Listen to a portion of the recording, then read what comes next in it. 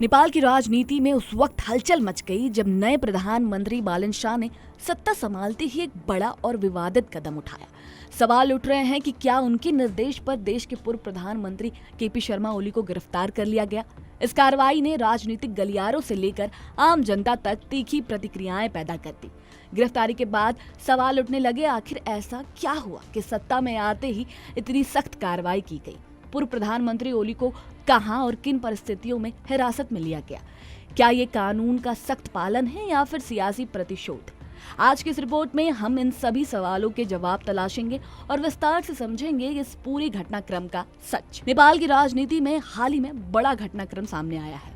देश के पूर्व प्रधानमंत्री केपी शर्मा ओली को पुलिस ने गिरफ्तार कर लिया। उन्हें भक्तपुर के गुंडो स्थित उनके आवास से हिरासत में लिया गया। मीडिया रिपोर्ट खासकर काठमांडू पोस्ट के अनुसार ये गिरफ्तारी सितंबर 2025 में हुए जेनजी प्रदर्शनों के दौरान हुई मौतों से जुड़े मामले में की गई है। इस मामले में नेपाल के पूर्व गृह मंत्री रमेश लेखक को भी गिरफ्तार किया गया है।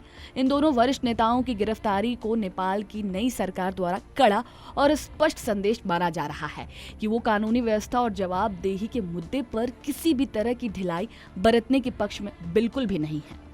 ये कार्रवाई ऐसे समय में हुई है जब हाल ही में बालन शाह ने नेपाल के प्रधानमंत्री पद की शपथ ली है। 35 वर्षीय बालन शाह देश के सबसे युवा प्रधानमंत्री माने जा रहे हैं।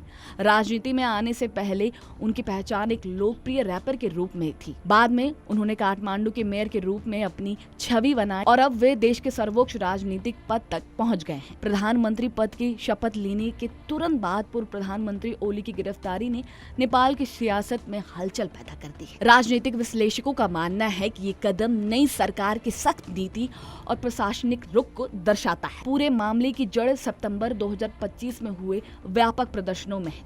उस समय नेपाल में बड़ी संख्या में युवाओं, खासकर जेनजी से जुड़े लोगों ने सड़कों पर उतरकर विरोध प्रदर्शन किए थे। इन प्रदर्शनों ने जल्द ही उग्र रूप ले लिया और कई जगह हिंसा भड़क उठी।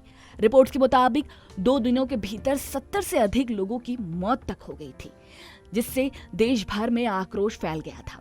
उस समय देश में केपी शर्मा ओली की सरकार थी। प्रदर्शनों और हिंसा के चलते उनके सरकार पर गंभीर सवाल उठे और आखिरकार राजनीतिक दबाव के कारण सरकार गिर गई।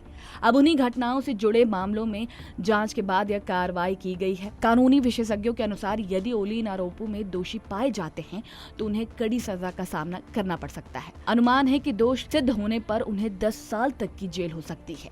यह मामला न केवल नेपाल की राजनीति बल्कि न्याय व्यवस्था के लिए भी एक महत्वपूर्ण परीक्षण माना जा रहा है। गौरतलब है कि केपी ओली शर्मा नेपाल के राजनीति के नए प्रभावशाली और अनुभवी नेता रहे हैं। वे प्रधानमंत्री बनने से पहले गृह मंत्री, उप प्रधानमंत्री और विदेश मंत्री जैसे महत्वपूर्ण पदों पर भी रह चुके हैं।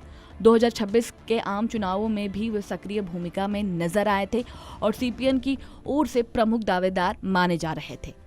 अब उनकी गिरफ्तारी के बाद नेपाल की राजनीतिक दिशा और आने वाले समय में सत्ता समीकरण किस तरह बदलते हैं, ये देखना बेहद दिलचस्प होगा। ये मामला आगे चलकर और भी बड़ा राजनीतिक और कानूनी मुद्दा बन सकता है।